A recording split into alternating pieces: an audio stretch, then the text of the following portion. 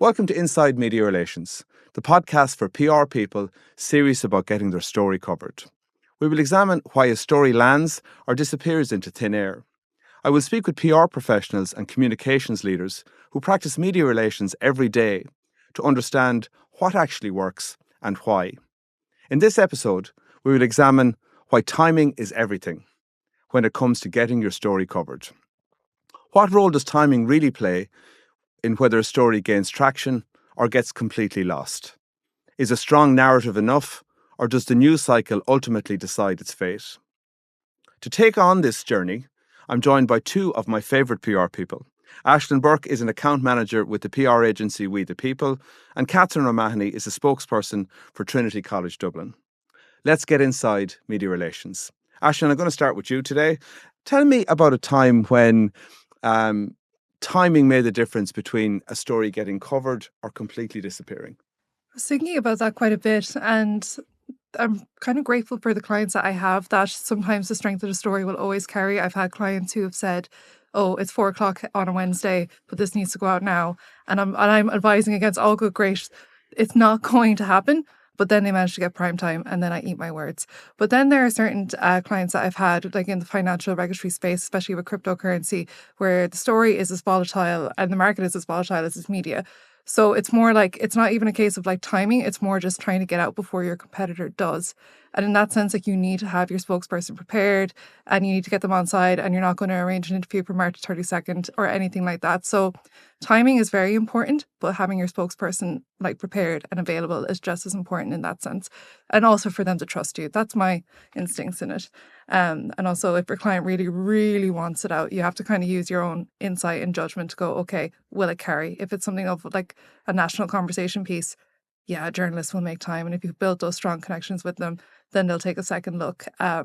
So yeah, timing is key, but also it's just the strength of the story as well, I think. What about you, Catherine, on that, just about a notion of where timing really made the difference in either something succeeding or failing? The thing that really sticks with me is the time when we had a protest in Trinity about Gaza. So we had a whole pile of students blocking the Book of Kells. It was very well covered. It was one of the biggest stories that was out there at the time, and we were literally in the middle of it.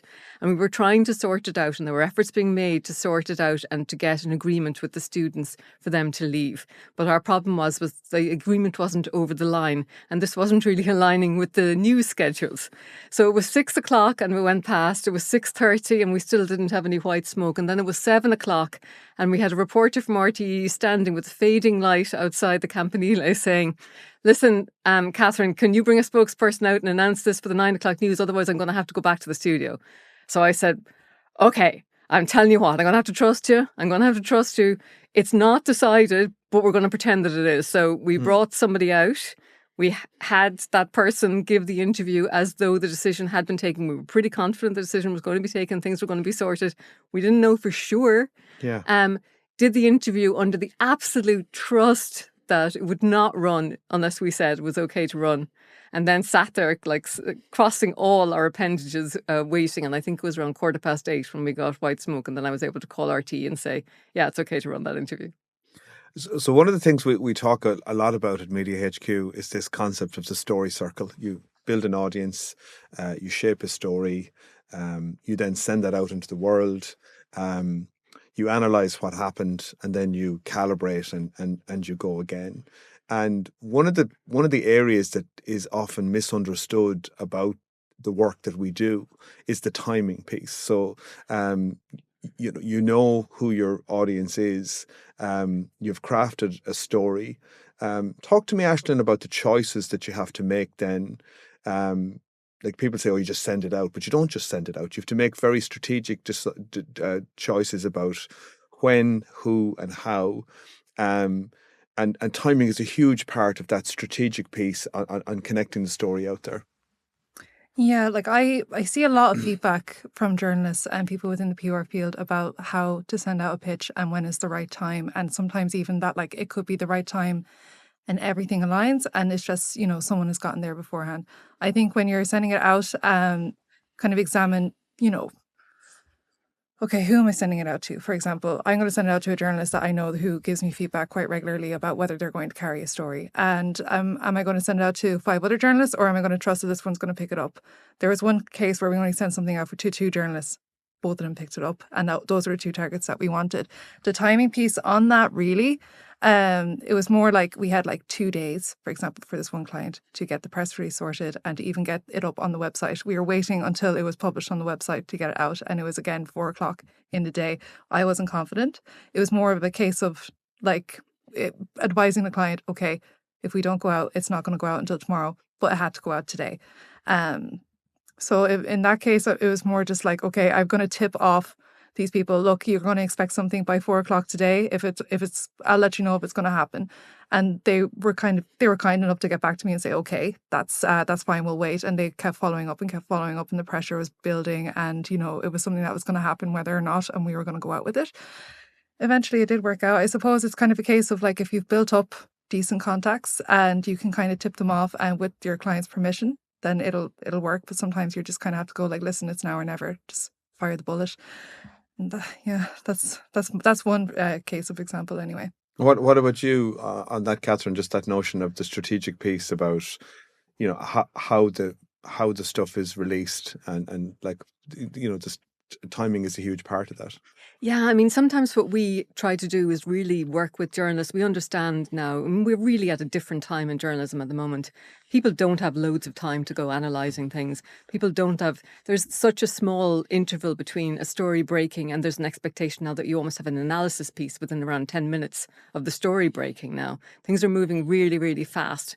And we try at Trinity to work with that. We have the advantage that we have at our disposal, I suppose, or at least we can contact people with expertise in all kinds of stuff. So, for example, fairly recently the Supreme Court judgment, and we knew it was coming on judicial appointments bill, and it was coming on Monday. So on Friday, we rang the News at 1 and said, we know that this judgment is expected at 11:30 on Monday. We have an expert who is free to read that judgment and can give you a considered analysis and feedback for 1:00. Do you want him? Yes. And that's how that worked. But and that kind of thing happens increasingly. We listen to Morning Ireland and we think, there's a first bite of a story. Will we get a second bite at drive time? And we pitch drive time if we have a person, if we can make them available. So it can be quite. And you know that thing about like when you get up to speed and you understand the cadence of the work, that the news cycle is hardwired into you. So it's just there, like it's at your fingertips, and you can see when new people come in. It takes a while for that calibration to come, but that's like that's a sense, that's a PR sense or an instinct. It is an instinct, and it has changed as well, I think, over time, because we really have now gone very 24-hour. So while there is still a sort of a cycle that you can embargo something for a minute past midnight, and it'll go into the papers and maybe go into Morning Ireland if you have a big enough story, if you're lucky. Yeah. But there is also, basically, you could pitch anything at any time, and it could be the right time. Do you remember that well. TikTok trend? It was from a couple of Christmases ago, and it was people would tell their mom or their dad that some celebrity had died, and they would pretend that they were reading it off their phone, and they'd go, "So-and-so dead." And they'd get the reaction of their parents. And for me, like my daughter said, she was going to do Larry David dead, and my other daughter said, "No, don't do that, don't do that." Yeah, but it might have been dangerous. Yeah, but it's just this thing where, as you're right, like the story can break at any time. But if you were, Catherine, looking at the news cycle now, like what are key movements in the modern news cycle? What things are still important to you as a PR person? In terms of like the moments, the punctuating moments in the day where everyone is paying attention, a big story in the broadsheets still really matters. I think broadsheets still lead because broadsheets lead radio.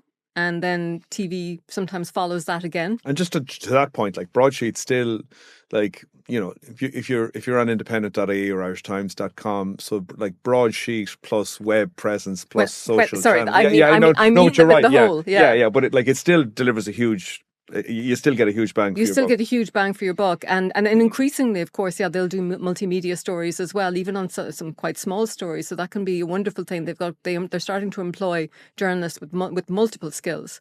And getting to know those journalists, those new journalists, those young journalists would be something that I think about a lot.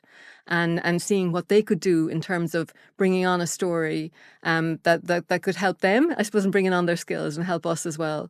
Okay. You know, I really always try and think myself into the mindset of somebody who's working in the industry and what their lives are like and what their experience of journalism is like and what might be helpful for them, because, you know, there's no point in really just throwing stuff at them.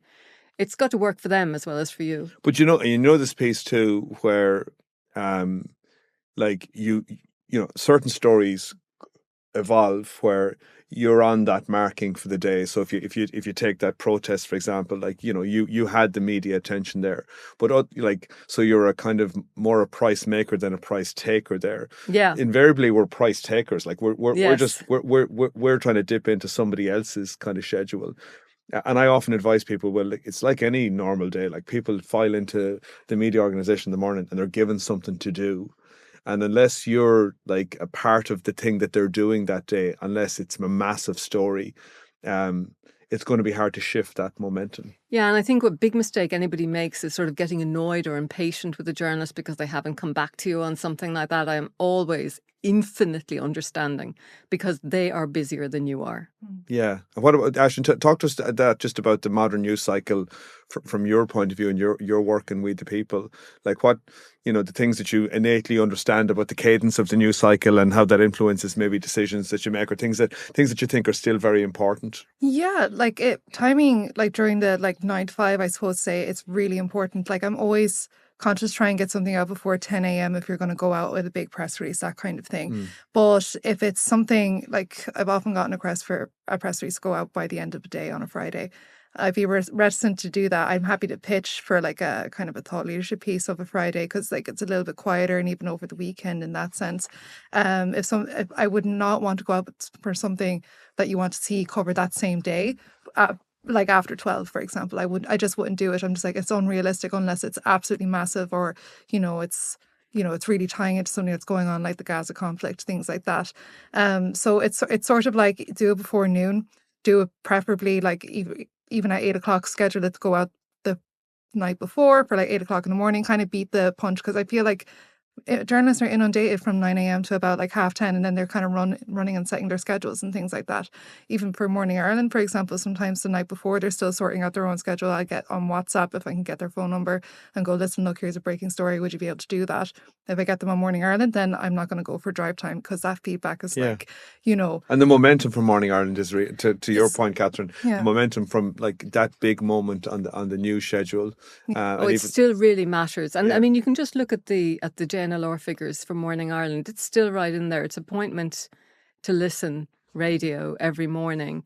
And it's funny, I mean, the market is very fractured, and I know it's a particular age group that are listening to RTE, and we still have to think about other audiences. But for the large bulk of our audience, especially if you're trying to talk to people who are in business or who are in politics or anything like that, trying to influence that sort of thing, then you really are still with those big shows, and not just RTE, obviously. You know, some of the other commercial shows would also be very big. We'd be delighted with some of the news talk ones as well. Catherine, how would you handle the pressure then, where you have a colleague or somebody senior who wants a story released, by hook or by crook, but doesn't understand that, like I remember when Media HQ and GDPR got rid of this, but we used to have a ready to go version of Media HQ where you could pay with a credit card, pick a few pre-made lists and send something out. And a woman used to come and send a press release at 4 o'clock every Friday, and she spent like €400 and pay with a credit card.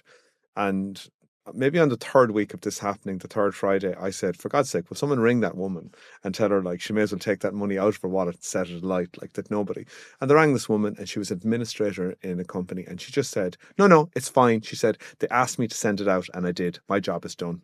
And I understand that attitude. But if somebody wants to get something out, I'll fight back. I will fight back. I mean, and I will say, it is my considered opinion that this is not a wise thing to do. You will not get coverage. If that is what you want, if you Yeah. want me to send it out and not get coverage, this is the way to do it. And I would say that I have no problem But you, whatsoever but saying you, that. you also, what's that like for you, Aisling, when that happens? Oh, like, most of the people who are my clients are people who don't have that media knowledge. There's only one or two that are like even more like expert at it than me. They kind of would trust me, and some of them are doing it as a box ticking exercise just to appease funders or stakeholders. And I'm just like, look, we can get you coverage, but what's going to happen if we wait a day? That kind of thing. I ask them what their priorities are. Like it's kind of like you're paying me for my like expertise, my experience, my years of dealing with this in media relations. Like, are you going to go with my opinion? Are you going to trust me, or are you just going to want to send it out and fall flat? So it's like, do you want results, or do you just want to tick a box? Also, I suppose you can't guarantee anything. I was just thinking, like, there's always that, there wasn't that joke, like, of course, you plan for loads of things and then the Pope dies and all bets are off. Yeah. But when the Pope died, I was just thinking about this as well recently. It just so happened that, like, about a month earlier, we had there's an organisation called The Conversation, which publishes academic opinion pieces, which are sometimes picked up by mainstream media. And about a month before the Pope died, there had been a piece by one of our academics about what the conclave is and how it works. So when the Pope did die recently, we were ready with that. And we went, here you go, we can explain. So the analysis piece, they're there, ready for them to go. They only had to change the top line and it was But like that is also the funny thing. I remember we did a big analysis piece maybe 3 or 4 months into COVID, which is like 6 years ago now. But like everybody had the heebie-jeebies because the only thing anybody wanted to talk about was COVID. But I can remember when I was when I worked in politics, and I'd be going in and out of Leinster House, and like you'd be fighting tooth and nail with the spokespeople of the other parties. But if somebody was in the doghouse, like if there was a particular crisis and someone was in the dock for 3 or 4 days, you'd always get the nod off the other lads, like, hope you're all right, or hope it's going okay. And there were times when like another political party would be in trouble and you could have set yourself alight and you wouldn't have got media coverage. Like you could just go home or go over to Grafton Street and do a bit of shopping. There was nobody lifting the phone. You both, and I discovered this in a previous conversation with both of you. You obviously, Catherine, in your work, getting media coverage for graduations is big, and I know, Aisling, you've done it with MTU that you've done as well. And managing, I want to talk for a bit about managing the strategy and the releases around graduations and the mechanics, the nerdiness around the mechanics, the angles, the lines, the releases and stuff. And it's a whole to do. It's a kind of it's a brilliant box full of a whole load of different things, Catherine. So just talk to me a little bit about planning and what that looks like. We do honorary graduations, which are probably our big thing, because that's when, well-known people from, the great and the good are honoured, and some very interesting people will come to that. So in the past, this really shows how media has changed. In the past, there used to be a phalanx of reporters and photographers that would come to this event, and there was a kind of a place to organise them. However, in recent years, as budgets have gotten more constrained, we are reduced to maybe 1 or 2. Okay. But the upside for them is that we have decided to make it more worth their while, to give them free rein. So we allow them to roam around in the back end of things where people are robing, where people are chatting, where people are having the informal chats, and you can get some absolutely beautiful shots. And we had some beautiful shots in the last honorary degrees of one of the honorary degrees recipients, the Somali activist Ifra Ahmed, and her daughter. Her daughter was trying on her hat, her graduation hat, so cute. And that's what ran. Okay. And I think you have to be. I think with graduations, as with many things now, you do have to be a little bit more creative. You can't just expect there's a sort of a blurry photograph of a whole pile of people in robes throwing up a hat. It's not interesting enough. So we try and think about in advance what the stories that we do have. How soon out do you know who's going to get an honorary doctorate, or how? Oh, I will know about 6 weeks in advance. Okay. And with other people sometimes, because we make friends with people in the graduation service, and we might have somebody who was in their 80s. We recently had a woman who had written a thesis on Harry Potter, and she was a wonderful woman with an incredible spirit, and we had some amazing photographs of her, and she went everywhere, and just a good story. Yeah. Like everything, it's a good story, but you have to give a good story, and it can't just be these people graduated. So, Aisling, you do graduations for MTU, and you've done a number of them. The challenge there is a little bit different because you're looking throughout Munster, you're looking for Cork angles, and you're looking for, in that big event of different graduations, the different stories. Tell us about how you manage that and how you delve through it. Oh, it's not just even Cork; it's also Cork and Kerry, and trying to manage multiple kind of ceremonies and give them the equal attention that they deserve. And it's a huge collaboration with like the alumni team as well and the PR team, and you're just trying to identify who it is on top of the honorary doctorates as well. But you're trying to get those lecturers to really dig deep and think who was a standout graduate for you, anybody who's like really done well over the last 4 years, anybody who's received any awards, that kind of thing. Even just, I remember on the day, like you're on about photographs, you can't just have someone throwing a hat up. There was somebody who was dressed as like Glinda the Good Witch, and someone from Wicked like Elphaba, and I thought it was the sweetest thing. So we just got a couple of them, like those kind of real big moments, and somebody even like jumping up and bringing their own like art equipment in that way to just try and make a photo interesting and send that out. Like it took a lot of effort, a lot of collaboration, and also just running around with our photographer trying to find unique and interesting people that, showed like the diverse range within MTU. Some of my favorite stories were just people who were like a famous cosplayer and an influencer that was doing a music masters, and I actually knew them and spotted them, and I was like, I know you. Nobody told me that you were here, and tried to bring them over, and like they've done really well even afterwards. Now they're getting their own pieces of media, and it's just being able to kind of spot that, go, that's a story, and that's like your PR training, like in action, like on the day. You're just like, I know I can get something from you. Come over here, that kind of thing. So there's a lot of prep work, and talk to me a little bit of the prep work, because Yeah. like I spend my life managing people to develop technology to make that piece of the story circle, which is sending, easier. So different lists, different treatments, different timings. Talk to me a little bit about that. So the strategy, like I created that whole execution plan. The one thing I wanted to manage was media fatigue, because there was going to be a number of ceremonies happening across Cork and Kerry for those like 2.5 weeks. And as well, then you wanted to pay attention to the honorary doctorates. What I decided, we were going to do 3 press releases, one that was focused on national, one that was only on Kerry, and then one at the end of the ceremony that included a tiny little wrap-up piece about Cork, but focused on the honorary doctorate, Darina Allen. And that piece, there was other things that were competing as well, like the general MTU pieces on like thought leadership, on their research and things like that. And we had to communicate and like get sign off and say, look, anything that's coming in now, right now, the priority is the conference. Does this have to go out instantly? Can we plan this in a certain time where we can send it out to a different vertical? Like, Media HQ is great for that, because I'm like, okay, this relates to business, right? Or agriculture. I don't need to bother those journalists for something about comparing. It's like, unless there's like a master's in like agriculture, that kind of thing. So I can send out and kind of segment the pieces that are going out based on like the lists I prepared, and obviously aligned with the strategy that I have. And it worked out really well, actually. We got a huge amount of coverage. We got a decent amount of coverage nationally, and we were competing as well with other universities that were having ceremonies around at the same time. We also targeted like very like niche journalists, like food and art related ones as well, who got coverage. And even like trades like Engineering Ireland, they were like, oh, thank you so much. They were so grateful to get those things. And obviously Kerry as well. Kerry are so just like, they're like their own little capital in and of itself. Like we even had an on the ground kind of like news beat there. They were recording vox pops and things, and had an interview as well with the president of the university. So it was like that prep work and getting that communication like up to maybe about 3 months in advance was really helpful, and just made things, as chaotic as they were happening, as smooth as they possibly could be. What was coverage like?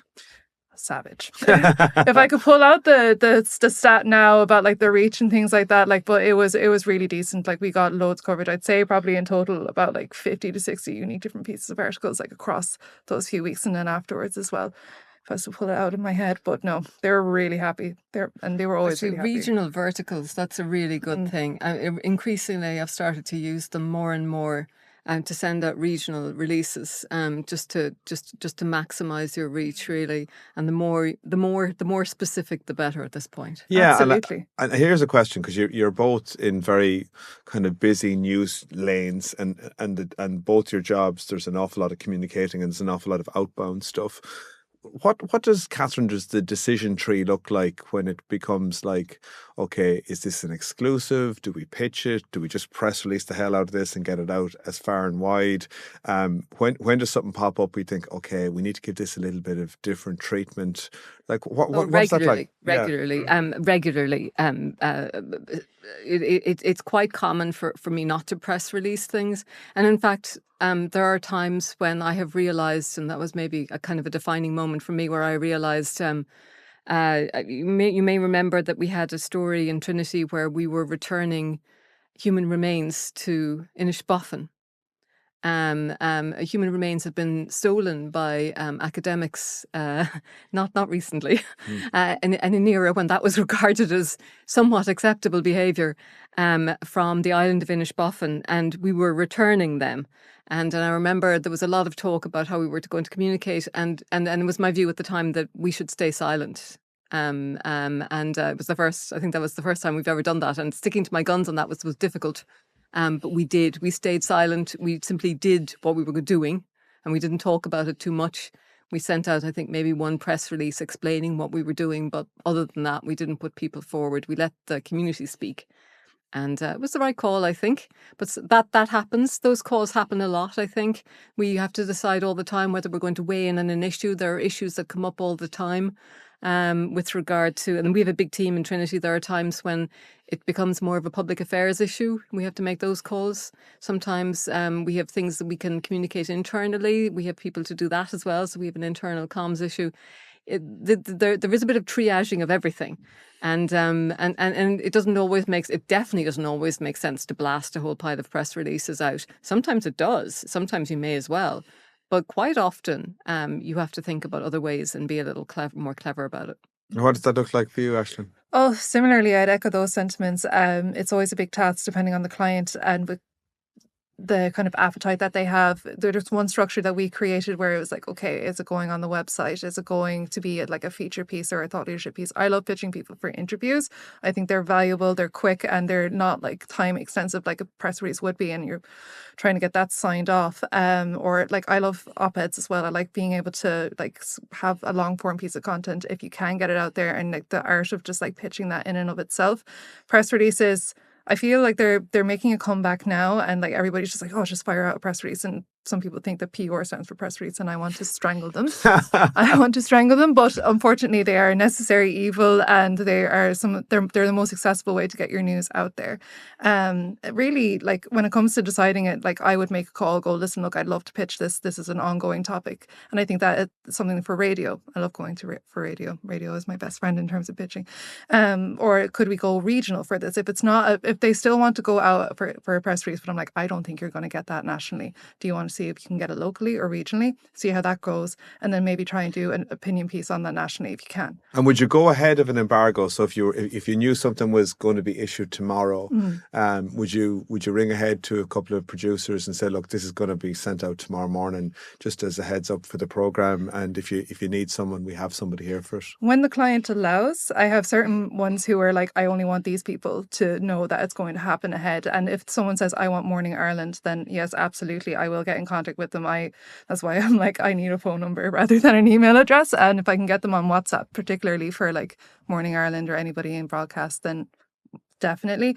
But I have to always kind of make sure the client's happy with me going ahead of that. But yeah, I'm always trying to get that piece and tip off journalists when I can. If anybody's listening or watching and they wanted to learn more about the strategic piece around timing and understanding the news cycle, what piece of advice would you give them, Catherine, just about learning about the kind of rhythm of the media? I think you need to talk to people. You need to get to know them. You can't just be sending people emails. You need to sit down and talk to people, find out what the rhythm of their day is. How do they work? If you can manage to do that, I think that's probably the best thing to do. I think one of the things that gives me the best advantage is the fact that I worked as a journalist for so long, so I know it. I don't know exactly how it works now because it has changed, but I know it in my core. I know it, and I think you have to approach people as equals. You can't be trying to flog them things. You have to. But you were always good at that. You were always really good at that. Even as a journalist, you were good at that. So you were good at the meeting people where they were at, being straight with them. And if you were going to do it, you'd say it. If you weren't, you'd say it. Thank you. It's not always like that. It's not always like that, and it can be. And people can be tricky. Of course, they can. But I do think getting to know, and I think people. I think one of the things that I have learned, though, I mean, you can't overstate being friends with journalists. I don't mean that your friendship with a journalist or your closest with a journalist is going to help you land a story. It won't. But it will help you understand where they're coming from and what matters to them and what pressures they're under. And also like read everything, listen to everything. I think sometimes people don't. And I think that you need to know who's out there, what they're doing, what they're interested in, and follow up with people, just like human beings, you know? I mean, if you say to somebody, if you're trying to pitch something to somebody and you don't know that they were talking about this very thing 2 weeks ago, you're going to sound a bit like an idiot, you know, and they're not going to warm to you. So I think you have to be a mensch, you know, be a person and expect that they're going to be a person as well. And say, I have a real thing for you. Or I have a thing that's kind of okay and might suit you, and just be honest. There's a bit, Aisling, too, where like we've all kind of banged around in the dark and we've got chewed out. We've rang news desks and got bawled out and been told, "Oh, look, that's completely." I remember Una Claffey absolutely chewing me out once in political correspondent in RT because I was giving her a statement on budget day at about 20 to 6, and she absolutely chewed me out in front of everybody in the podcast room. What the F good is this to me? She said right now. I just kept walking. And but what what advice would you give to people on learning? On learning, know who you're reaching out to. Try not to spam the same thing. Personalize it a little bit. Again, treat them like a human being. Go, listen, look, I know the news cycle is crazy right now, but I just wanted to flag this again, like to see if it's of interest. Most of the time, even if you're not like on a familial term with them, they'll get back and go, sorry, it's not for me now. And I just thank them for that. Just be polite. I see there's a lot of feedback on LinkedIn, and like it's kind of telling me things I already know, but it's things that I still like and engage with. So people within my network can also understand people's feedback. Like depending on the agency that I've worked with, there's people who prefer getting reached out to via Telegram, people who prefer WhatsApp, people who are like only email me. Even on certain services that I've used before, they have preferences saying only contact me if you're pitching me for this from like Monday to Thursday, or you know it's not going to happen. So it's just kind of reading, like being like media literate, you know, consuming the media that you want to get published in that way, and just kind of picking it up, just do it, you know, that kind of thing. Like, and again, just be a person about it. And like to Catherine's point, relationships do land context into your lap. So when you know people, like someone will ring you and say, look, something's after falling through here. Do you have anything? Or look, we had something lined up tomorrow and there's 15 minutes that we need to fill. I'm wondering, do you have something that someone... So it doesn't happen often enough, but it does happen, it's wonderful. Yeah. It is wonderful. And the other thing that's wonderful is when it all works out, like we all kill ourselves to get coverage. The thing I used to love when I was at it the whole time was when you'd have a figari on something and you'd knock something up in 10 minutes and send it out, and that got the coverage, and you're like, we're in such bonus territory here. I didn't have this thought 10 minutes ago. And that's kind of half the magic of public relations. Oh, I love newsjacking. Like I love spotting a story going, I think I can insert something in here, and getting that coverage. And you're like, yes, like it's kind of just going like, I know what I'm on about. I know my stuff. And it's knowing that you have that bank of kind of thought leaders or trusted voices to help you get it over the line. And there's like, pitch. We'd have to do that every single day for one of our clients. We'd have to come up with 5 different topics on a very evolving news space, and they'd approve like 2 or 3, and we'd have to try our best to get coverage by any means necessary. So, you know, it's that hit when you do finally get it that you're like, yeah, I know what I'm doing. So to finish today's episode, we're going to do the rapid fire round, and I'm going to start with you, Aisling. I'm going to ask you the 5 questions, and then I'll come to you, Catherine. So to start, Aisling, what one media moment has changed how you work? Yes, I do have an answer prepared for this. So it's related to the Gaza conflict that was going on. I had this pro bono client, at least I think it was. I didn't really discuss it, but they were actually going on the flotillas heading over to Gaza. And there was a time there where we didn't have any kind of ongoing conversation with them as they were on a boat, they had no coverage, and we were getting constant queries going in because once they knew my number and my name was attached to it, they were like, Ashton, tell me this. I was creating I suppose like statements and running them by my managing director because they had a more kind of intense like knowledge of that particular person and what would want to go out. And they just stopped me. They were like, this is too editorialized. You need to strip it back. You need to be able to be comfortable to say like, we don't have any comment right now. We'll give you an update as soon as possible. And that made me go, okay, not everything needs like, 5, 6 sentences on it. Sometimes I'll just send a holding statement and get comfortable with sending that and go, listen, look, the second I know, you will know. And to kind of build that rapport with those journalists as well. And, it worked out really, really well in the end. Eventually, we did manage to get her and also her family connected as well. But it was just kind of being more comfortable with those holding statements. Give me an example of something that failed that you learned from. So everybody wants to have a minister at their launch and they want to hold out for a minister. We had one client where they had a new resource launching in September, but they needed to have people signed up by September. And they waited so long that it was literally August 31st by the time we were getting a press release to go out amplifying this thing that they wanted registrants for. The day that we did that launch with said minister, a protest was happening against said minister. It was nigh impossible to try and get coverage on that. And what I learned from it greatly was, listen, you don't always need a minister to try and shill whatever program you're doing or to kind of get that coverage there. You can trust in the value of it. But they wanted it for their stakeholders piece as well to kind of connect their funders as well with the minister. But I'm more comfortable now in saying, listen, look, do you absolutely need them? Are they going to add to it? What one universal belief about public relations do you think is wrong or overstated? I think people need to be more comfortable pitching out of hours or on a Friday or over the weekend and going to a Sunday for Monday. I know there's that embargo piece there, but even just for interviews and understanding there will be lulls sometimes, especially for like radio and things like that. Sometimes they just need to fill something or, they're trying to find that next piece, that next story. Just be a bit more comfortable with it. Like I remember I was teaching my direct report about pitching and I was like, listen, look, it's 12 o'clock on a Friday, but like everyone says don't pitch on a Friday, go against that. And they got like 5 different pieces from like national media as well, like Irish Times, and they were like, what? And I was like, I told you, just go out, do it. What one piece of advice do you wish you'd heard earlier in your career? I wrote this down. The phone is your friend. Don't be afraid to pick up the phone. I've never personally been too afraid of that, but like just be comfortable in trying to pitch journalists over the phone rather than just reaching out initially via email. And also, do not spam pitch. Do not spray and pray. That's not it's not the way to make friends with journalists at all. Be literate. Know what they're actually covering. Have they covered it, like you said 2 weeks ago?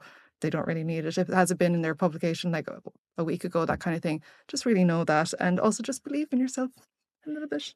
Very good. Finally, what one book do you think everybody in your job should read? This is like one book that I really love, and I'm trying to make sure I get the name right. The New Rules of Marketing and PR by David Merman Scott. And it's kind of a love letter to the art of storytelling for business. It has a load of case studies on things internationally of like different CEOs, different kind of products and like campaigns and things like that. And it really focuses on digital PR as well.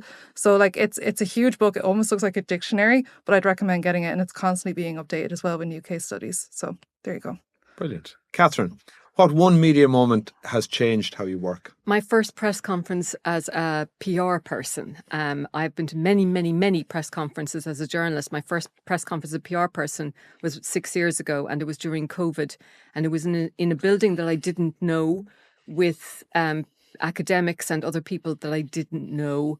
I actually just didn't know anything. And at the end of it, I thought it had all gone fine when somebody said, what about the photograph of the 2 principals with the minister? And I went, what now?